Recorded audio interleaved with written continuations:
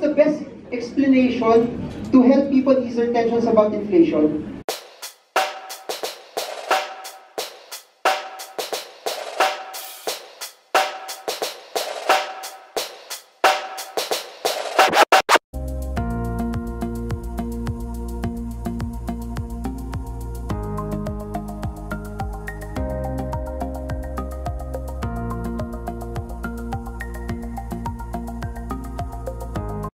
They'll just save it first kasi hindi ko alam ano mangyayari. I'll just save it later on. True enough, second quarter GDP disclosure, consumption element of the GDP bumagsak. Why? A couple of things. Are you familiar with Toyota? Yes.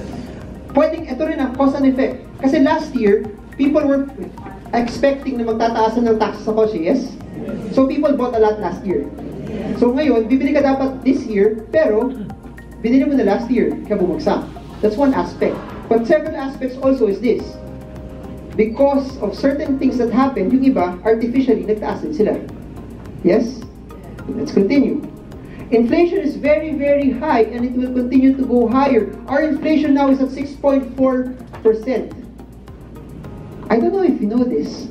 November 2015, the inflation of the Philippines in November 2015 was only 0.7%.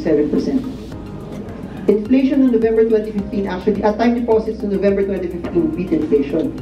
But now, we're no longer there. People get scared about this figure, but here's a challenge now. Now is the best time to tell your clients to invest. Why? They need to beat this. They cannot let their money lie around anymore because if they let their money lie around, they will be eaten up by this.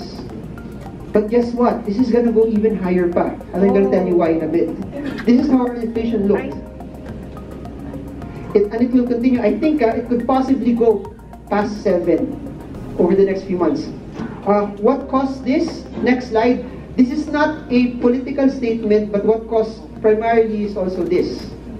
Why? Sugar. Yes? They tax sugar. Ano yung nagtaasan? Yung mga food items. Second, ano yung mga taxes also? Oil. If oil prices will increase, what will happen? Everything else magtataasan, yes? But that's only one aspect. There's also a shortage of rice right now. Another thing that caused inflation to go up, that's why I think inflation will go up still. Nagkabagyo tayo eh, yes? Because of the storm, ano nangyari? Madaming crops na sira. Hindi lang madaming crops na nasira, madaming mga fisheries that also got hit, yes? Another contributor to inflation is this.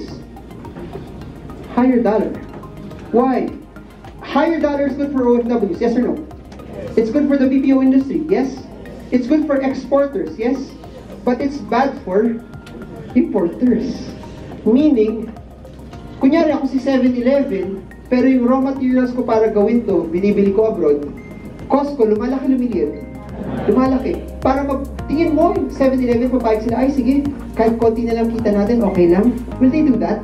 No, what will they do? They will pass everything where? Consumers. I'm not sure if you noticed it, but a lot of items have started to go up. And guess what? It won't go back anymore. It will just stabilize and hit that level. And here's what I believe. Based on technical analysis, I think we will hit around 55. When that happens, people will continue to raise their prices and inflation will go higher, lower. Higher. As it goes higher, what will happen? The BSP will what? To combat it, anong gagawin nila sa interest rates? Higher. They'll bring it up also. Now, this will cause imports to be more expensive and the cost will be passed on to consumers. Another thing that will bring inflation higher is this, oil prices. Please remember this, 2 years ago, oil prices per barrel were just $30 a barrel. Ngayon, almost 80. And there's even a projection that it will go to 100.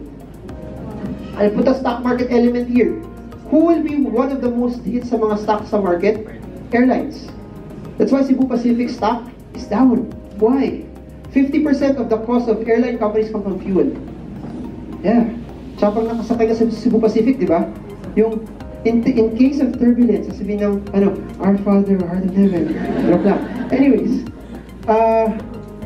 BSP will raise interest rates. I think it will possibly go to 4.5 to 5 What does this mean? Our bonds will go higher, lower. Pag tumaas, so what will happen to bonds? Higher, lower? Higher. Meaning, mas mahirap humiram. Yes? Isipin nyo ba to? As this goes higher, I'm a large fund. For example,